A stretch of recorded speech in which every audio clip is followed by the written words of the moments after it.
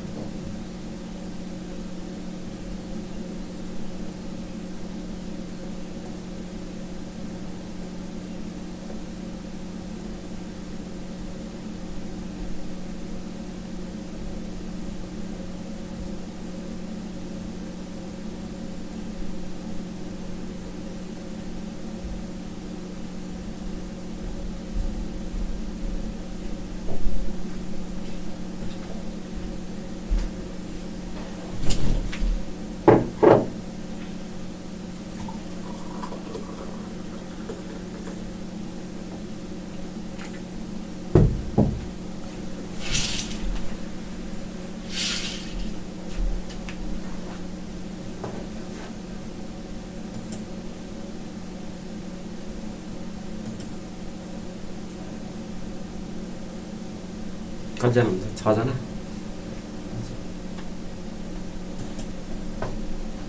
ल आउनुभयो Babita Shah, good morning. Suman Agrawari, good morning. Rashmi Sigdel,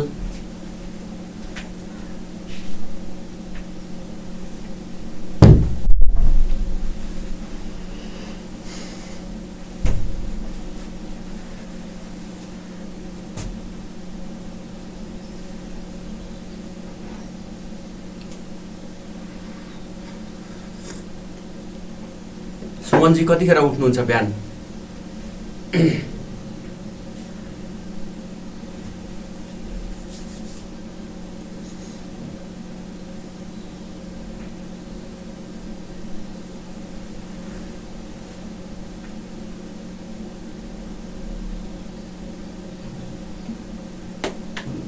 यो बिहानको अलिकति म 1-2 मिनट भनिहाल्छु। यो बिहान कस्तो हुन्छ भने जस्तो सनराइज हाम्रो 5:26 मा 25 मा सनराइज हुन्छ। त्यो 5:25 को सनराइज भन्दा 48 मिनट अगाडिदेखि 96 मिनट अगाडिसम्म चाहिँ ब्रह्म मुहूर्त भन्छ क्या त्यसलाई। त्यो ब्रह्म मुहूर्त यो पूर्वीय दर्शनमा पनि एकदमै ज्यादा महत्त्व छ ब्रह्म मुहूर्तको। यतिखेर चाहिँ यो हाम्रो सुसुप्त दिमाग अथवा सबकन्सियस माइन्डको एक्टिभेट हुने बेला हो है। यो सबकन्सियस माइन्ड एक्टिभेट हुँदाखेरि चाहिँ इट्स लाइक अ इन्टरनेट है। सबकन्सियस माइन्ड भनेको चाहिँ लाइक अ इन्टरनेट हो। अनि हाम्रो कन्सियस माइन्ड भनेको चाहिँ लाइक अ स्टोरेज डिभाइस है। अनि भनेपछि 5:25 देखि 48 मिनट अगाडिदेखि 96 मिनट अगाडि भनेपछि करिब 3 बजीदेखि 4:45 सम्मको त्यो अवधि चाहिँ त्यसलाई हामी ब्रह्म मुहूर्तको अवधि भन्छौँ। हो त्यो अवधिमा चाहिँ विद्या आर्जन गर्ने हो कि है जे काम गर्ने हो त्यो अवधिमा गर्दाखेरि ज्यादा इफेक्टिभ हुन्छ। जस्तो म चाहिँ जेनरली आज पनि मैले कति बजी भने 2:45 तिर म उठेको थिएँ। जेनरली म 2:45 देखि 3 बजीसम्ममा जागिसक्छु, उठिसक्छु, खाट छोडिसक्छु। 2:45 देखि नै अब तन्द्रा 10-15 मिनटको तन्द्रा हुन्छ। अलार्मको प्रयोग गर्नु हुँदैन भरसक है। अलार्मले चाहिँ न्युरोनलाई असर गर्छ। अलार्म भन्दा अगाडि नै उठ्यो भने राम्रो। त्यो 2:45 मा उठेर अनि 3 बजी 3-3:30 बजीसम्म मेडिटेसन र अलिकति विद्या आर्जन के पढ्ने हो त्यसो पढेँ मैले। अनि 3:30 देखि 3:30 भन्दा पनि 3:25 देखि 4:24 सम्म चाहिँ 1 घन्टा रनिङमा गएँ। करिब 10 किलोमिटर 10.1 किलोमिटर पार गरेँ। त्यसपछि आएर बाथ लिएँ। बाथ लिएर अब यो यतै आजकल त स्मार्ट जिकेमै छ त्यो बाथ लिने। लिएर अनि यहाँहरूको अगाडि प्रस्तुत भएको छु। त्यसपछि अलिकति बिहानी चाहिँ अलिक एक्टिभेट बनाउनुपर्छ। बिहानी एक्टिभेट भयो भने दिनभरि स्फूर्ति आउँछ। अनि यो मैले यो क्षेत्रमा रिसर्च गरिरहेको छु। जस्तो मलाई एकदम इन्ट्रेस्ट लागेको क्षेत्र जस्तो मान्छेले वक गर्दाखेरि वा रनिङ गर्दाखेरि चाहिँ त्यो पैतालाको न्युरोन एक्टिभेट हुँदो रहेछ। त्यो नसाको डाइरेक्ट कनेक्सन मेमोरीसँग र माइन्डसँग छ। त्यही भएर हिँड्दाखेरि दिमागको न्युरोनको सङ्ख्याहरू बढ्ने र त्यसले चाहिँ मेमोरी पावर बढाउने, दिमागको स्फूर्तिनेस बढाउने, दिमाग एक्टिभेट हुने, यो चाहिँ जगिङबाट हुँदो रहेछ क्या। त्यही भएर जगिङ अथवा रनिङ अथवा वकिङ जे गर्नुहुन्छ, सुरुमा वकिङ हो, त्यस पछाडि जगिङ अनि रनिङ हो। मैले ठ्याक्कै सुरु गरेको एकदम एक्टिभली लागेको चाहिँ म लास्ट इयर फागुनदेखि हो, अनि 1 वर्ष प्लस भयो, 1 वर्ष 14 महिना जति भयो। यो बिचमा मैले धेरै नै चेन्जेसहरू पाएको छु कि, जस्तो फिजिकल चेन्जेस त म 10 केजी जति घटेँ, अहिले 60 केजीको हाराहारीमा छु होइन। मेन्टल चेन्जेस चाहिँ ममा एकदम संवेगहरूको नियन्त्रण छ, अनि साइकोलोजिकली म एकदम स्ट्रङ छु।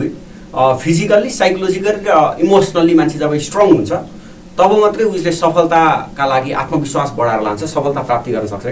त्यही भएर यो मैले आफ्नो चाहिँ रियलाइजेसन अनुभूति यहाँलाई सेयर गरेको है। ठ्याक्कै कस्तो भने जब शारीरिक रूपमा मान्छे कमजोर हुँदै जान्छ तब मानसिक रूपमा पनि ओह्रालो लाग्दै जान्छ, अनि भावनात्मक रूपमा पनि एकदम ऊ पिन्छे होइन, इमोसनल, झट्ट रुनी झट्ट हाँस्ने यस्तो टाइपको हुन्छ कि।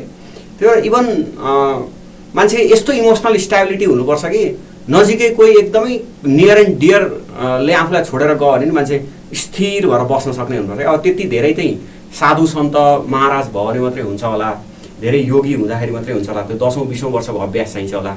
एटलिस्ट इमोसनल स्टेबिलिटी अनि फिजिकल फिटनेस र साइकोलोजिकल्ली स्ट्रङ भयो भने त्यो मान्छेले हरेक क्षेत्रमा प्रगति गर्छ। मैले यो लास्ट इयर 1 वर्षदेखि अनुभूति गरिरहेको विषय हो यो। जस्तो शिक्षणमा त अध्ययनमा त मेरो प्रगति छँदै, त्यसमा त अब मलाई एकदमै खुसी लाग्छ। प्लस मेरा जस्तो व्यवहारहरू, बोली वचन, अनि मान्छेलाई हेर्ने दृष्टिकोण, अनि मान्छेको स्वभाव, मान्छेलाई जज गर्ने क्षमता, इभन त्यसको रिफ्लेक्सन यो टिचिङमा पनि छ क्या। मैले जुन डेलिभरी गर्छु, जुन कन्फिडेन्टली बोल्छु, मान्छेलाई बिजाउँदिनँ, यो सबै कुरा चाहिँ यो शारीरिक, मानसिक र भावनात्मक रूपमा स्ट्रङ हुँदाखेरि हो। यो सुत्ने कुरा चाहिँ के छ सुमनजी भने, सुत्नेको प्रत्यक्ष लिङ्कअप चाहिँ खानेकुरासँग छ, फुडसँग छ, फुड ह्याबिट। जस्तो म भेजिटेरियन हो, अनि बेलुका 6 बजे पछाडि पानी बाहेक म केही पनि खान्न। जे खानुपर्ने हो त्यो 6 बजेभन्दा अगाडि नै खाइसक्छु। सिधा छु, गुड मर्निङ, नमस्कार। 5 बजेभन्दा बेलुका 6 बजेभन्दा अगाडि नै मैले 6 बजे पछाडि चाहिँ म ठोस खानेकुरा खान्न, सोलिड खान्न। जस्तो बेलुका एउटा रोटी खान्छु, 2टा रोटी खान्छु, तर त्यो 2टा रोटी चाहिँ म 5 बजेभन्दा 6 बजेभन्दा अगाडि नै लिइसक्छु। एटलिस्ट सूर्यास्तभन्दा अगाडि, घाम अस्ताउनुभन्दा अगाडि। त्यसले के गर्छ भने खानालाई तपाईँले 3-4 घन्टा पचाइसक्छ, 9 बजीसम्म खाना पाचिसक्छ। सुताइसँग खानाको सम्बन्ध छ क्या। हामी ड्याममा खाइदिन्छौँ 9 बजे, अनि त्यो पचाउँदै यति बिजी हुन्छ कि शरीर, त्यो यति रेस्ट चाहिन्छ शरीरलाई, अनि बिहान 5 बजी 6 बजी 7 बजीसम्म सुत्दाखेरि पनि निन्द्रा पुग्दैन क्या। त्यही भएर यो तपाईँहरूलाई मैले यसो अब अहिले कर्पोरेट गभर्नेन्स त म सुरु गर्छु नै होइन, तर मेरो आफ्नो रियलाइजेसन के लाइफप्रतिको रियलाइजेसन, मैले विगत अब धेरै त म भन्दिनँ, लास्ट इयर फागुनसम्म त म अत्याधिक बिजी सोकल्ड बिजी भनौँ न। अब यो सबै देखावटी, नाच्न नजान्ने, आँगन टेढो भने जस्तो हो क्या, आफूलाई केयर गर्न नजान्ने अनि बिजीलाई आरोप लाउने। हुन त म बिहान 6 बजीदेखि बेलुका 8 बजीसम्म काम गर्थेँ। 3-4 वर्ष त्यसरी खटियो भनौँ न, 10-15 वर्षै भइसक्यो खटेको त। तर पनि मैले आफ्नो शरीरलाई चाहिँ ध्यान दिन पाएको रहन्छु कि, इन्टरनलाइजेसन चाहिँ गर्न पाएको रहन्छु। पोहोर फागुनदेखि मैले यति अभ्यास गरिरहेको छु, एक्सपेरिमेन्ट गरिरहेको छु आफ्नो लाइफमा। त्यसबाट मैले निष्कर्ष के हो भने, एकै लाइनमा निष्कर्ष भन्छु, फिजिकल फिटनेस, मेन्टल्ली स्ट्रङ र साइकोलोजिकल्ली स्टेबल, इमोसनल्ली स्टेबल भयो भने त्यो मान्छेलाई कसैले हल्लाउन सक्दैन कि। इमोसनल स्टेबिलिटी भनेको चाहिँ अति सुख या दुःखमा नमात्तिने हुन्छ नि, स्थिर प्रकृतिको राख्ने, यस्तो कुराहरू चाहिँ लाइफमा खास ध्यान दिनुपर्छ क्या। जस्तो प्रगति भन्नाले यो पढ्ने प्रगति त आफ्नो ठाउँमा छ, यो जीवनको एउटा सानो पार्ट अफ लाइफ मात्रै हो होइन। अरू कुराहरू छ क्या, जस्तो म मेरा कलिगसँग कस्तो व्यवहार गर्छु होइन, मेरा फ्यामिलीसँग कस्तो व्यवहार गर्छु, फ्रेन्डसँग कस्तो बिहेभ गर्छु, स्टुडेन्टसँग कस्तो बिहेभ गर्छु होइन, म कस्तो छु, यो सबै कुरा म्याटर गर्छ क्या एउटा सक्सेसका लागि। अध्ययन गऱ्यो, माथि गयो, त्यो एउटा मात्रै सक्सेस भयो क्या। त्यो सक्सेसको साथसाथै अरू सबै सक्सेसहरू जोडियो भने पो जिन्दगी चाहिँ एकदम सुखमय हुन्छ होइन। सुखमय के हो भन्दाखेरि सुखमय भनेको अलिकति जस्तो फिजिकल्ली प्लेजर हुनु पर्यो मान्छेलाई, शारीरिक रूपमा निरोगी हुनु पर्यो होइन, अनि मानसिक रूपमा स्ट्रङ हुनु पर्यो, स्ट्रङ मानसिक हुनु पर्यो। जस्तो तपाईँ जन्मिँदैखेरि करोडौँ शुक्रकीटहरूलाई जितेर आएको मान्छे अब एक दुईवटा मान्छेहरूसँग हार्दाखेरि वा एक दुईवटा मान्छेसँग तुलना गर्दा तपाईँ कमजोर देखिँदाखेरि जीवनबाट खुट्टा छोडिहाल्नुपर्ने, हात उचालिहाल्नुपर्ने अवस्था छैन नि त होइन। करोडौँ शुक्रकीट त हामीले आमाको गर्भमा आउनुभन्दा अगाडि नै जितेर आएका छौँ होइन। त्यो करोडौँ शुक्रकीटलाई जित्नु भनेकै करोडौँ मान्छेहरूलाई जित्नु न हो। अब यहाँ आइसकेपछि कुनै एउटा आफ्ना रामप्रसाद, श्यामप्रसाद, हरि, गीता, सीता, रीता, हरिता भन्दा आफू अलिकति कमजोर भएँ भनेर आफू चिन्तित हुनुपर्ने अवस्था छैन नि त। निरन्तर लाग्ने सफलता निश्चित छ होइन, तर मानसिक रूपमा कमजोर हुनुपर्ने अवस्था छैन कि। मानसिक रूपमा बलिष्ठ हुनु पर्यो, शारीरिक रूपमा तन्दुरुस्ती हुनु पर्यो, अनि भावनात्मक रूपमा स्टेबल हुनु पर्यो। यो संसार हो, आउँदा एक्लै आइयो, जाँदा एक्लै जानेछ, बिचका प्यासेन्जरहरू हुन्। अब कुनै प्यासेन्जरले तपाईँलाई चित्त दुखाउन सक्छन्, कुनै प्यासेन्जरले तपाईँलाई फुर्काइदिन सक्छन्, कुनै प्यासेन्जरले फुर्क्याउँदा फुर्किने होइन, कुनै प्यासेन्जरले चित्त दुखाउँदा चित्त नदुखाउने। यति होइन जिन्दगीको खास फन्डा हो। यति कुरा चाहिँ सन्तुलित मिलाएर जानुपर्छ क्या। यो मैले तपाईँलाई यसै कहीँ पढेर होइन कि रिसर्च र सेल्फ रियलाइजेसनको कुरा गरेको। यो विगत 14-15 महिनादेखि म एकदम हाई भन्छु कि म लाइफकै सबभन्दा गोल्डन फेज भन्छु म आफूलाई। यो पिरियड मलाई ज्योतिषीले नि हिजो त्यही नै भन्दै थियो, तपाईँ लाइफको गोल्डन फेजमा हुँदो रहेछ, यो 3-4 वर्ष अझै लम्बिन्छ भन्थ्यो। अब म ज्योतिषीमा विश्वास गर्छु, म पूर्वीय दर्शनमा विश्वास गर्छु, आध्यात्ममा विश्वास गर्छु, मलाई पत्याउँछु पनि त्यो कुरा, कि म आफूले पनि रियलाइज गरिरहेको छु म गोल्डन फेजमा छु कि जस्तो लाग्छ। विद्या अनि फ्यामिली, फ्रेन्ड, कलिग है, प्यारेन्ट्स, यो सबैले गर्व गर्ने भइरहेको छु। त्यो भनेको म आफू गोल्डन फेजमै छु जस्तो लाग्छ। त्यसको लागि यो खालका एक्टिभिटिजहरू महत्त्वपूर्ण हुन्छ कि। त्यही भएर मैले तपाईँलाई सेयरिङ मात्रै गर्न खोजेको। बेलुकाको खानेकुरा नियन्त्रण गर्नुहोस्, बिहान उठ्न सजिलो हुन्छ, अलार्म लाउनु पर्दैन। अलार्म चाहिँ यो न्युरोनहरूलाई किल गर्छ कि अलार्मले। त्यही भएर बेलुका तपाईँ 6 बजी 7 बजीसम्ममा आफ्नो फुड लिइसक्नुहोस्, अनि बेलुका ह्याप्पी नखानुहोस्। त्यो ह्याप्पी खायो भने त्यो पचाउनलाई शरीरले धेरै परिश्रम गर्छ, त्यो परिश्रम गर्दा आराम चाहिँदो रहेछ क्या। ल यो चाहिँ मैले आफूले जानेको कुरा यहाँलाई अब सेयरिङ गरेको। जानेको भन्दा पनि जानेको त धेरै छ, तर रियलाइजेसन गरेको कुराहरू यस्तो छ। अब यहाँहरूको आफ्नो ह्याबिट कस्तो छ, त्यो ह्याबिटलाई बिस्तारै चेन्ज गर्ने हो। जस्तो म पनि लास्ट इयर फागुनसम्म अलि ज्यादा आफ्नो बारेमा कम सोच्दो रहेछु। आफ्नो रियलाइजेसन, आफ्नो बारेमा सोच्ने भन्दा पनि लाइक एकदम भागदौडमा, जिन्दगीको भागदौडमा हिँडेको रहेछु। भागदौडमा हिँड्नु चाहिँ पर्छ, तर आफ्नो बारेमा पनि चिन्ता, आफ्नो बारेमा पनि रिसर्च चाहिँ गर्नुपर्छ क्या यो जीवनमा। ल अब कर्पोरेट गभर्नेन्सतिर जाउँ है। हाम्रो आजको टपिक चाहिँ कर्पोरेट गभर्नेन्स हो। यो आजको टपिक पनि इन्ट्रेस्टिङ छ है, मलाई एकदम रमाइलो लाग्छ क्या कर्पोरेट गभर्नेन्स टपिक।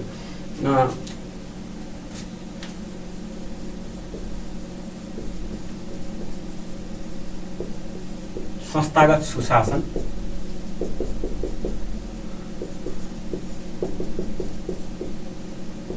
संस्थागत सुशासन, कर्पोरेट गभर्नेन्स।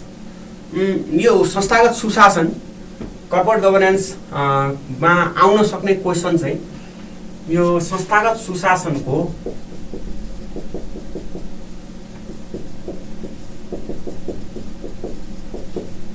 अवधारणा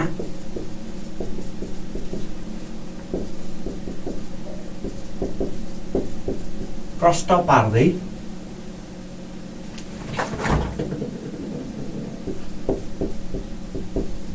बैंकको संस्थागत सुशासन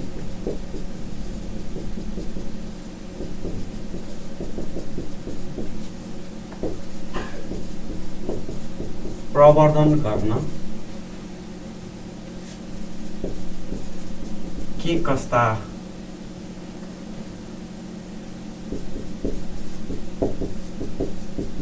सिद्धान्तहरू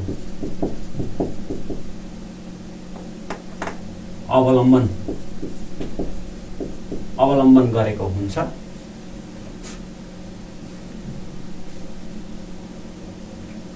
होइन यस्तो छ सुमनजी, बिहान मैले कुद्ने चाहिँ बिहान 3 बजी 3:15 हो।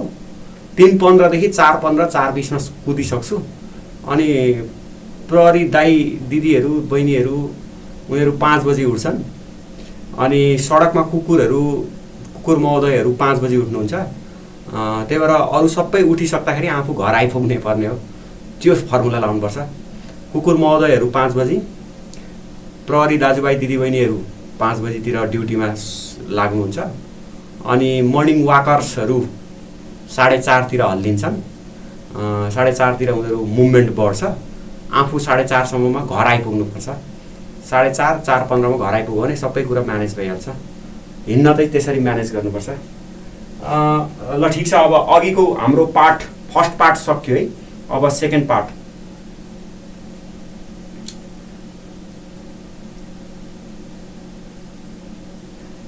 यो रश्मिजीले सोधेको question, major change in management of Nepalese companies has been realized in the recruitment of woman in the workplace.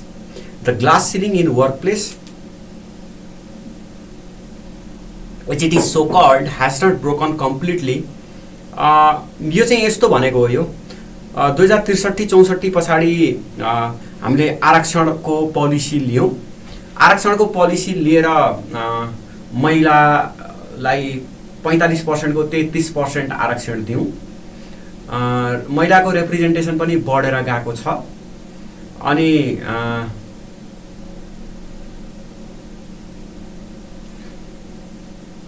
but it is going away in most respect। Identify 5 such major changes that has been taken place in the management of companies in Nepal in the last 2 decades। In light of this past change, what change do you foresee in the future? भन्दैछु म। अनि महिलाहरूको participation बढेर गएको छ। महिलाहरू even खुल्लामा पनि पुरुषलाई समान प्रतिस्पर्धा दिन सक्षम भएका छन्। वुमनहरूलाई शिक्षा र शिक्षाको अपर्च्युनिटीबाट महिलाहरू अभिप्रेरित भइरहेका छन्, बढिरहेको छ। इन्क्लुसिभ छ human resources, recruitment system inclusive छ, समावेशी छ। ग्लास सिलिङ भनेको चाहिँ के हो भने, यो ग्लास सिलिङ भनेको चाहिँ कस्तो हो भने, यहाँ एउटा ग्लासको सिलिङ छ। ग्लासको सिलिङ के हाम्रो गाउँघरमा हुन्छ नि सिलिङ। ग्लासको सिलिङमा ग्लास हाल्यो भने के हुन्छ भन्दा, यहाँ माथि के भइरहेको छ, यिनीहरूले के गरिरहेछन् भन्ने कुरा चाहिँ यहाँबाट हेर्नेले देख्न चाहिँ देख्छ, तर यो सिलिङ भन्दा माथि जान पाउँदैन। यसलाई ग्लास सिलिङ भन्छ है। एकदम मैले धेरै जेनरिक भाषामा यो बुझाएको। तपाईको घरको सिलिङ सम्झिनु, सम्झिनुभयो। त्यो सिलिङ ग्लासको छ भन्ने सम्झिनु। ग्लासको सिलिङ भनेपछि ट्रान्सपारेन्ट भयो। त्यो सिलिङ माथि मुसा कुदिरहेछ भन्ने सम्झिनु। त्यो मुसा कुदिरहेको भनेको चाहिँ नेतृत्व हो। अब ग्लासको सिलिङ भित्र मुसा कुदेपछि तपाईले त्यो मुसा देख्न पाउनुहुन्छ, मार्न पाउनुहुन्न नि, हैन?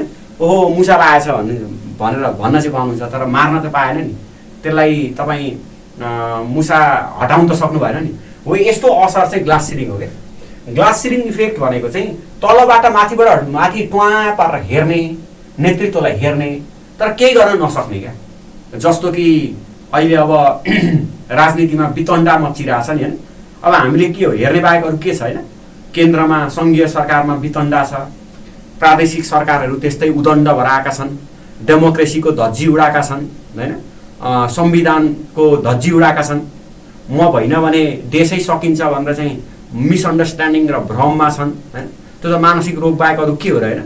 कसैले म भगवान हुँ भन्दै हिँड्यो भने, कसैले म बिना यो संसार नासिन्छ भन्दै हिँड्यो भने, म भइन भने चाहिँ सकिन्छ भन्दै हिँड्यो भने, त्यसलाई हामी साधारण बोलचालको भाषामा के भन्छौँ भन्दा मेन्टल इलनेस बाहेक अरू के भन्न सक्छौँ र, हैन? संसारमा कोही नहुँदा पनि संसार नसकिने भन्ने होइन। तर त्यो सबै देखिरहेछन् बिहेभियर पोलिटिक्समा। सबै देखिनेको कारण के हो भन्दाखेरि अब हामी त केही गर्न सक्दैनौँ। हामी त हेर्ने बाहेक अरू केही छैन। अनलाइन खबर पढेर चाहिँ मुरमुरिने बाहेक अरू केही उपाय छैन। हो यो चाहिँ ग्लास सिलिङ भयो क्या। तलबाट हेर्ने तर माथि केही गर्न नसकिने, यो चाहिँ ग्लास सिलिङ इफेक्ट भन्छ क्या। अब ग्लास सिलिङ इफेक्ट जस्तो नेतृत्वमा महिला कम पुग्यो भन्ने हो खासमा ग्लास सिलिङ इफेक्टको यसको सेन्स चाहिँ, यो क्वेसनमा सेन्स चाहिँ। तर अब पुगिरहेछन्। जस्तो हिजै पनि एउटा बिमा कम्पनीको सिइओ 34 वर्षको एकजना लेडी चाहिँ सिइओ हुनुभएछ होइन। अब ब्याङ्कमा पनि छ महिला सिइओ।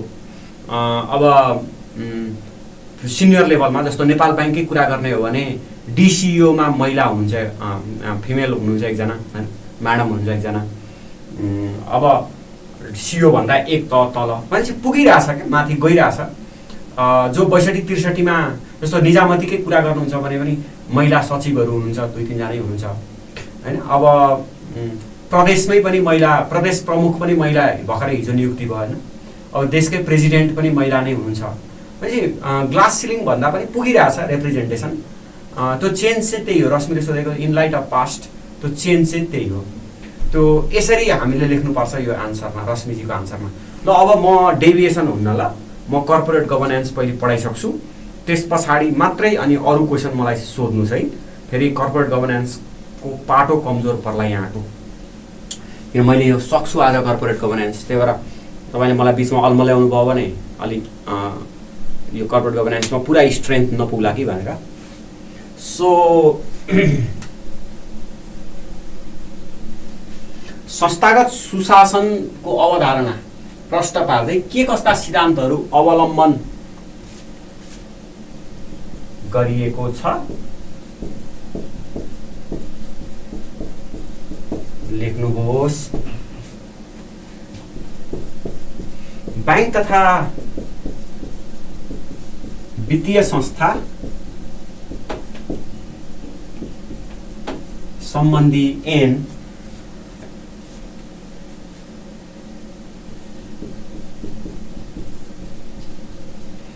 अब गणेशजीले नाम लेखिहाल्नु। म्यामसँग त म ब्रान्चमादेखि नै चिन्छु, 69 सालदेखि नै म्यामलाई चिनेको मैले। –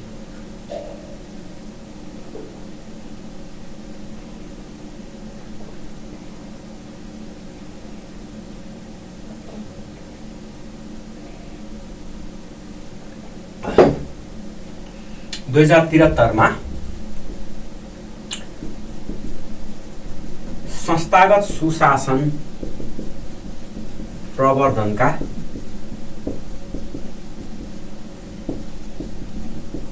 कस्ता व्यवस्थाहरू छन्?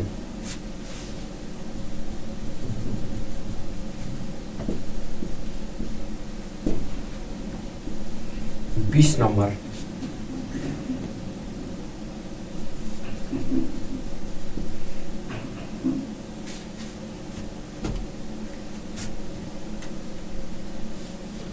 Write down concept of corporate governance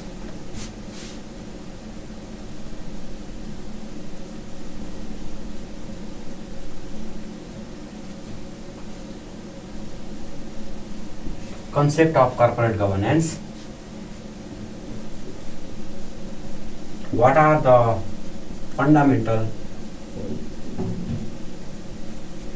principles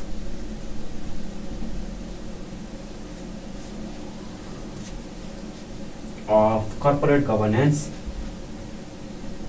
in banks?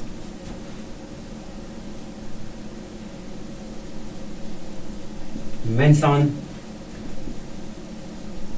provision of corporate governance in bank and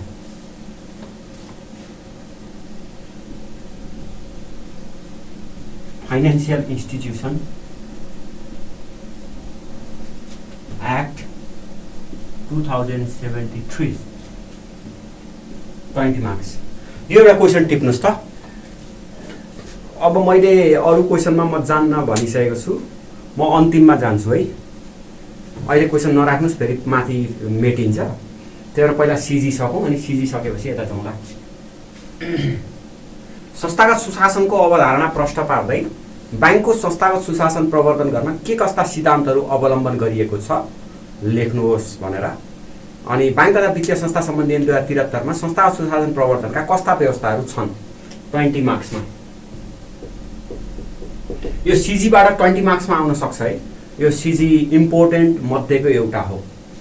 अब यसमा कस्तो छ भने यो कर्पोरेट गभर्नेन्स क्वेसन टिप्नु पनि है, म पहिला सिजी को अलिकति कुरा गर्छु, त्यस पछाडि कर्पोरेट गभर्नेन्सको कुरा गर्छु, त्यस पछाडि यहाँहरुको क्वेशनमा जान्छु है। म नेत्र कुमारी सिटौलाको क्वेशनमा मलाई फेरि यो क्वेशन डिस्प्ले गरेपछि खसखस भइहाल्छ घाँटी, आन्सर भन्दिउँ जस्तो लाग्छ।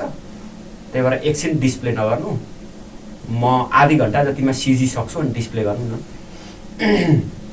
अब कर्पोरेट गभर्नेन्स भनेको चाहिँ यो स्टेक होल्डर्स, यो संगठनको स्टेक होल्डर्सहरु को हित प्रवर्धन गर्नका लागि संगठनका उच्च तहका व्यवस्थापनले विधि ऐन नियम प्रक्रिया अनुसार संगठनलाई सञ्चालन गर्ने त्यस्तो खालको स्वशासनको अवधारणालाई संस्थागत सुशासन भन्छ है। यो संस्थागत सुशासनको अवधारणा 1990s पछाडिको कन्सेप्ट हो विश्वमा। यसको इन्ट्रेस्टिङ पार्ट हो के छ भने यो अहिले म एकैछिन ब्याकग्राउन्डमा त जान्छु नै, पृष्ठभूमिमा अवधारणामा। यसले यो निजी क्षेत्रको सुशासनको कुरा गर्छ। यसले गुड गभर्नेन्स चाहिँ सार्वजनिक क्षेत्रको सुशासन हो, जुन वर्ल्ड ब्याङ्कले 1980s मा ल्याएको कन्सेप्ट हो। 1980s मा वर्ल्ड ब्याङ्कले एलडिसीजहरुलाई अनि डीसीजहरुलाई, डेभलपिङ कन्ट्रीजहरुलाई चाहिँ लोन दिँदाखेरि एउटा क्लज के राख्यो भने गभर्नेन्सको क्लज राख्यो, सुशासनको क्लज राख्यो। किनभने जुन देशमा शासन कमजोर छ, जुन देशमा शासक ट्रान्सप्यारेन्ट छैन, जुन देशमा शासन अनुमान योग्य छैन, त्यो देशमा कर्जा दियो भने पनि कर्जा नउठ्ने सम्भावना हुन्छ। अहिले ब्याङ्ककै कुरा गर्नुस् न, जसको घर झगडा लागिरहेको छ, जसको व्यवसाय ओह्रालो लागिरहेको छ, जो चाहिँ पैसा ऋणमा लगेको पैसा चाहिँ जाँड खाएर उडाउँछ, त्यस्तो मान्छेलाई ब्याङ्कले कर्जा दिँदैन नि हैन। ब्याङ्कले कर्जा दिन्छ, न गाउँमा कर्जा पाइन्छ। त्यस्तै हो के यो पनि। देशमा पनि जुन देशमा शासक चाहिँ निरङ्कुश तरिकाले चलेको छ, जुन देशमा भ्रष्टाचार मौलाको छ, जुन देशमा एन्टी मनी थ्रेट छ, जुन देशमा कुशासन छ, अनि त्यो देशमा लगानी गरौ, वर्ल्ड ब्याङ्कले लगानी गरौ भने पैसा उठ्दैन। अनि अब वर्ल्ड ब्याङ्कले के ल्यायो त 1980s मा फन्डा भन्दा गुड गभर्नेन्सको फन्डा ल्यायो के। त्यही भएर कर्पोरेट गभर्नेन्स र गुड गभर्नेन्स यो अलग अलग कन्सेप्ट हो। किताबहरुमा कोही ठाउँ कर्पोरेट गभर्नेन्सको ठाउँमा गुड गभर्नेन्सका कुराहरु पनि राखिदिएका छन्। त्यो जाँचको लागि चाहिँ यो छैन, अध्ययन त गर्नु होला, गरे के फरक पर्छ र, तर जाँचमा चाहिँ यस्तो आन्सर लेख्न पाइँदैन। सरकारी क्षेत्रको गभर्नेन्सको कुरो होइन यो निजी क्षेत्रको गभर्नेन्सको कुरो हो। अब गभर्नेन्स भनेको चाहिँ के हो भन्दा गभर्नेन्स चाहिँ अधिकार प्राप्त अधिकारीबाट संगठनको ऐन नियम कानुन अनुसार संगठन सञ्चालन गर्नु शासन हो है। अब अहिले एक्जिक्युटिभ हेडले जे मन लाग्यो त्यही गरेर शासन गर्न पाउँदैनन्। शासन गर्ने सर्टेन विधि प्रक्रिया छ, पार्लियामेन्टले सर्टेन नियम कानुन बनाइदिएको छ। त्यो पार्लियामेन्टले बनाएको नियम कानुन अनुसार एक्जिक्युटिभले त्यसलाई फङ्सन गर्नुपर्छ भने ब्याङ्कमा पनि त्यही हो, निजी क्षेत्रमा पनि त्यही हो। निजी क्षेत्रमा पनि जस्तो ब्याङ्ककै कुरा गर्नुहुन्छ भने ultimate power goes to share holders है। सेयर होल्डर्ससँग अल्टिमेट पावर छ। त्यो सेयर होल्डर्सहरूको अल्टिमेट पावर सबै उनीहरूले बोर्डमा आएर शासन गर्न पाउँदैनन्। शासनको लिडिङ रोल चाहिँ सञ्चालक समितिसँग हुन्छ। अब सञ्चालक समिति चाहिँ लगानीकर्ताहरूबाट चुनिएको निकाय हो। जस्तो कि ब्याङ्क तथा वित्तीय संस्था सम्बन्धी ऐनमा अब दफा 14 मा हो जस्तो लाग्छ, सञ्चालक समितिको गठन सम्बन्धी व्यवस्था छ। त्यसमा 5 जनादेखि 7 जनासम्म सञ्चालक नियुक्ति गर्न पाउने अधिकार छ। त्यसमा एउटा स्वतन्त्र सञ्चालक हुन्छ। त्यो स्वतन्त्र सञ्चालक चाहिँ 0.01% शेयर भन्दा कम्ती शेयर यदि ब्याङ्कको लिएको छ भने त्यसलाई हामी स्वतन्त्र सञ्चालकका लागि योग्य मान्छौँ। अरु क्लजहरू त बाँकीमा छँदैछ। अब त्यो स्वतन्त्र सञ्चालक सहित 5 जनादेखि 7 जनासम्म बोर्डमा रहने भए, तर लगानीकर्ताहरू त जस्तो 10 किता शेयर किनेको, 15 किता शेयर किनेको, 20 किता शेयर किनेको, 100 किता शेयर किनेको, 200 किता किनेको, 1 किता किनेको गरेर लाखौं शेयर होल्डर्सहरू हुन सक्छन्। त्यो लाखौं शेयर होल्डर्सहरू they are ultimate owner of the organisation. Sovereign power goes to लगानीकर्ता शेयर होल्डर्स। जसरी डेमोक्रेसीको सोभरेन पावर कोसँग हुन्छ भन्दा जनतासँग हुन्छ। जनता सबै शासन गर्दैनन्। जस्तो एकचोटि भोट दिइसकेपछि डेमोक्रेसीमा 5 वर्ष हेरेर बस्ने मात्रै हो जनताले। जस्तो अहिले पोलिटिकल पार्टीहरूले रमिता देखाइरहेका छन् हैन, ताण्डव नृत्य देखाइरहेछन्। यो ताण्डव नृत्य देखाइरहेका पोलिटिकल पार्टीहरूलाई करेक्सन कतिखेर हुन्छ भन्दा पिरियडिक इलेक्सनबाट करेक्सन हुन्छ। त्यो इलेक्सन फेयर भएन भने फेरि अर्को कुरा छ क्या। जस्तो हाम्रो जस्तो एलडिसी डिसीहरूमा चाहिँ इलेक्सन फेयर भइदिँदैन क्या। जस्तो अमेरिकाको इलेक्सन अस्ति डोनाल्ड ट्रम्पले त्यति धेरै एरोगेन्ट र कुशासक अमेरिकाको 250 वर्षको हिस्ट्रीमा सबैभन्दा धन्धुकारी राष्ट्रपति चाहिँ यो गत वर्ष अस्ति भर्खरै हारेको डोनाल्ड ट्रम्प है। त्यति धन्धुकारी शासकले पनि त्यहाँ इलेक्सनलाई धाँधली गर्न सकेन क्या। हाम्रोमा पनि धन्धुकारी शासक हुनुहुन्छ, अब उहाँले आफ्नो बल बुता लगाएर चाहिँ पुरै धन्धुकारी देखाइरहनु भएको छ। तर डेमोक्रेसी यदि साँच्चै स्ट्रङ हुने हो भने यस्ता धन्धुकारीहरू शासकमा आउँदैनन् है। अब यो कुशासकहरूको हातमा यदि सरकार पर्यो भने है, सङ्गठन कुशासकहरूको धन्धुकारीको हातमा पर्यो भने बाँदरको हातमा न आफ्नो घर बनाउँछ न अर्काको घर बनाउँछ भन्छ नि बाँदरले। हो यस्तो खालको शासकको हातमा पर्यो भने चाहिँ गभर्नेन्स कुशासन भएर जान्छ। त्यो कुशासन भएको गभर्नेन्सलाई लगाममा ल्याउने काम चाहिँ सुशासन हो। सो शासन कु र सु हुँदैन भन्छन् होइन, शासन न कु हुन्छ न सु हुन्छ भन्छन्। शासन भनेको यो हामी जस्तो अप्रत्यक्ष डेमोक्रेसी इन्डाइरेक्ट डेमोक्रेसीमा शासन भनेको लाइक रिप्रेजेन्टेटिभहरूले गर्ने कार्यलाई शासन भन्ने हो है।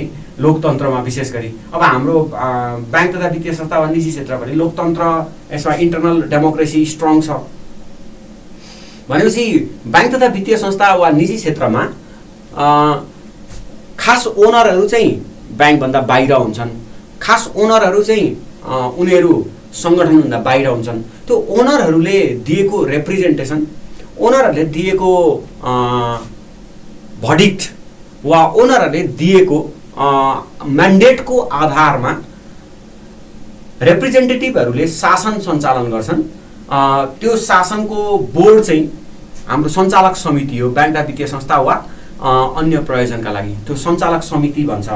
भनेपछि सञ्चालक समितिले मनोमालिन्य ढङ्गबाट संस्था हाँक्न पाउँदैन, सञ्चालक समितिले गुटबन्दीबाट संस्था हाँक्न पाउँदैन, माइनोरिटीको इन्ट्रेस्टका लागि होइन मेजोरिटीको इन्ट्रेस्टका लागि माइनोरिटीलाई पेलेर जान पाउँदैन। सङ्गठनमा ट्रान्सप्यारेन्सी, प्रिडिक्टेबिलिटी, अकाउन्टेबिलिटी, रेस्पोन्सिबिलिटी, आन्सरेबिलिटी मौलाएर जान्छ। गतिविधिहरू इन्टरनल कन्ट्रोल सिस्टम सुदृढ हुन्छ। इन्टरनल अडिटबाट एक अर्काका गल्ती तथा कमजोरीहरू पत्ता लाग्छन् र सङ्गठनमा सबै स्टेक होल्डर्सहरू सुरक्षित हुन्छन् भन्ने यस्तो खालको अवधारणा चाहिँ कर्पोरेट गभर्नेन्सको अवधारणा हो। सो कर्पोरेट गभर्नेन्स एउटा यस्तो अनुबन्धन हो, यस्तो परिबन्धन हो है, यस्तो प्रबन्धन हो जसले सङ्गठनका सबै अधिकारहरू विभिन्न निकायहरूमा बाँडफाँड गरेको हुन्छ र त्यो विभिन्न निकायमा अधिकारको बाँडफाँड गरेर ती यिनीहरूलाई एक अर्कामा आबद्ध गर्ने काम गर्छ। जस्तो उदाहरणका लागि सेयर होल्डर्सहरूको meeting, annual general meeting AGM ब्याङ्कमा वा कुनै पनि कर्पोरेट सेक्टरमा सबैभन्दा स्ट्रङ बडी कुनै छ भने त्यो एजिएम बडी हो। त्यसले स्पेसल रेजुलेसनको माध्यमबाट वा जनरल रेजुलेसनको माध्यमबाट ब्याङ्कलाई बन्द गर्ने, कोल्याप्स गर्ने सम्मको निर्णय गर्न पाउँछ। सञ्चालक समितिले ब्याङ्कलाई लिक्विडेसनमा लान पाउँदैन, तर एजिएमले लिक्विडेसनमा लान पाउँछ है। स्पेसल मिटिङबाट वा स्पेसल रेजुलेसन पास गरेर लिक्विडेसनमा, मर्जरमा, एक्विजिसनमा जान पाउँछ। भनेपछि the ultimate power goes to AGM. AGM को हो त भन्दा इट्स अल्टिमेट सेयर होल्डर्सहरूको शक्ति हो है। त्यही भएर यो एजिएमको पावर जस्तो यो सबैभन्दा स्ट्रङ बडी आज 2078 हामी 1 महिना 23 गतेमा छौँ है।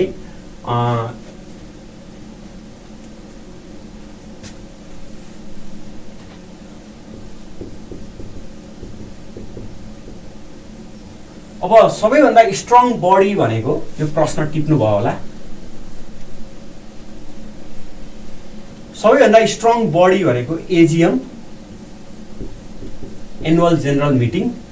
अनि यो एनुअल जेनरल मिटिङले एजिएम अपोइन्ट्स बिओडी,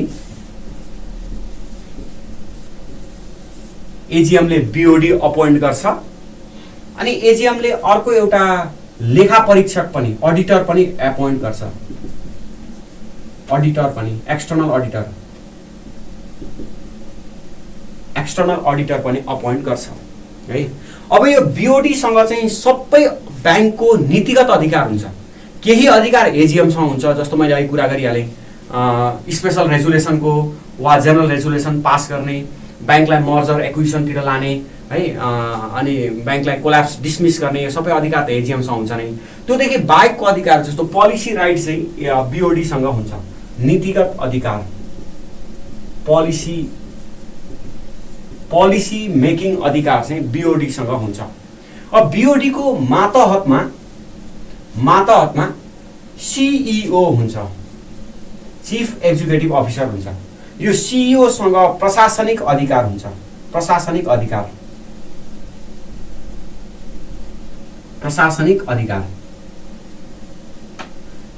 एडमिनिस्ट्रेटिभ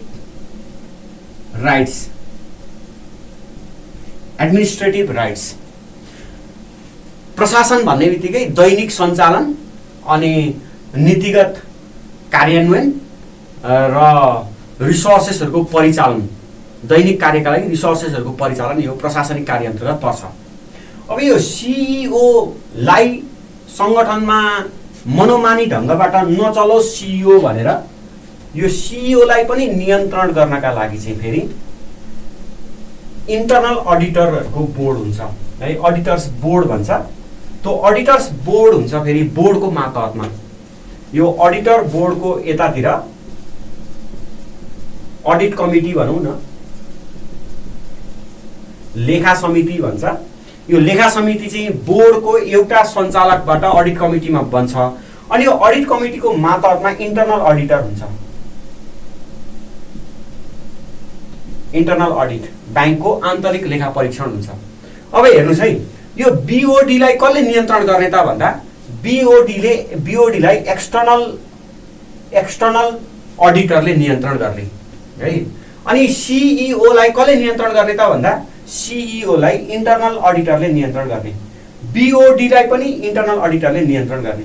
हेर्नुहोस् है, यो नियन्त्रणको कुरा गर्दैछु है मैले। एउटा इन्टरनल अडिटरले सिइओलाई पनि नियन्त्रण गर्ने भयो। अब बिओडीलाई नियन्त्रण गर्न सक्छ सक्दैन भन्ने कुरा चाहिँ यो फेरि अलि भेग विषय भयो, किनकि यसको हेड नै अडिट कमिटीको बिओडीको एउटा सदस्य यसको हेड हुने भएको हुनाले त्यो सदस्यलाई त एटलिस्ट उसले केही गर्न सक्दैन। जस्तो ह्युमन रिसोर्सेसको अधिकारमा के हुन्छ भने जसले अधिकार दिएको हुन्छ त्यसलाई केही गर्न सकिँदैन कि।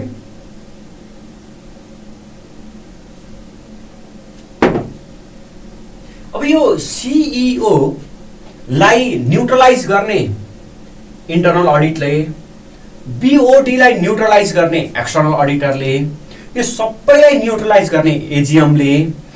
तर एजिएम एक्जिक्युटिभ नभएको हुनाले, यो काम गर्ने बडी नभएको हुनाले यिनीहरूलाई नै हेर्नुपर्छ। ब्याङ्कको सबै काम सञ्चालक समितिबाटै सञ्चालित हुनुपर्छ, सञ्चालक समिति नै जिम्मेवार हुनुपर्छ भन्ने यस्तो खालको अवधारणा चाहिँ हामी कर्पोरेट गभर्नेन्स भन्छौँ। अब यो सिइओ भन्दा तल इम्प्लोइज हुन्छन्। यो इम्प्लोइजहरूको कामको आधारमा इम्प्लोइज, सिइओ र बिओडीको काम कर्तव्यको आधारमा सञ्चालक समिति यो संस्थाको सुशासन कस्तो अवस्था छ भनेर हेरिन्छ। अब यसमा स्टेक होल्डर्सहरू है, यिनीहरूको स्टेक होल्डर्सहरूमा एउटा इम्प्लोइज त यहाँ आइहाल्यो स्टेक होल्डर। यो इन्टरनल स्टेक होल्डरमा एजिएम सेयर होल्डर्सहरू, इम्प्लोइजहरू, यिनीहरू इन्टरनल स्टेक होल्डर्सहरू आए। एक्सटर्नल स्टेक होल्डर्सहरू चाहिँ रेगुलेटरी बडी जस्तो कि नेपाल राष्ट्र ब्याङ्क भन्न सक्छौँ हामी। अनि कम्पिटिटर्स, हिजो मात्रै एनआइसिएसिआईलाई नेपाल राष्ट्र ब्याङ्कले स्पष्टीकरण सोधे जस्तो लाग्छ। ब्याज चाहिँ ग्राहकहरूलाई ब्याज अननेसेसरी ग्राहकतिर ब्याज असुलो भनेर चाहिँ स्पष्टीकरण सोधेको थियो। त्यो भनेको रेगुलेटरी बडीले ब्याङ्कमा कुशासन मौलायो भने त्यो कुशासनलाई सुशासन बनाउनका लागि रेगुलेटरी बडी चाहिन्छ। त्यही भएर ग्राहक, हाम्रा कस्टमर्सहरू यिनीहरूको यो कर्पोरेट गभर्नेन्सको सङ्गठनका स्टेक होल्डर्सहरू हुन्। So these are external stake holders. अब योभन्दा बाहेक पनि भन्न सक्छौँ, मेन चाहिँ यिनै हुन् एक्सटर्नल स्टेक होल्डर्स। यो एक्सटर्नल स्टेक होल्डर्स र इन्टरनल स्टेक होल्डर्सहरूको हित संरक्षण गर्ने यिनीहरूको हित प्रवर्तन गर्ने। ठिक छ दिपाजी, मैले नै बनाएको क्वेसन हो यो। कम्पनी एक्ट र एनआरबी डाइरेक्टिभमा सिजी सम्बन्धी के व्यवस्था छ भन्ने क्वेसन। कम्पनी एक्टको कुरा र बाफियाको कुरा खास इम्पोर्टेन्ट हो। एनआरबी डाइरेक्टिभमा त डाइरेक्टिभ नम्बर 5 मा यो सिजी छँदैछ। म कुरा गर्छु त्यो सबै। सिजीलाई तपाईँलाई कति चाहिन्छ त्यति कुरा म भन्छु यो क्लासमा। अब यस्तो अवस्थामा ब्याङ्कमा यी निकायहरू यदि बिओडी मनोमानी ढङ्गबाट सञ्चालन भयो, यदि बिओडीले गुटबन्दी गर्यो हैन, अनि बिओडीले नीतिगत घोप्लाबाजी गर्यो, घोप्लाबाजी भनेको केही जालसाजी गर्यो, केही त्यसमा मिले मतोमा खाए भने यो चाहिँ बिओडी को कारणले गर्दा ब्याङ्कमा संस्थागत सुशासन कमजोर भएर जान्छ।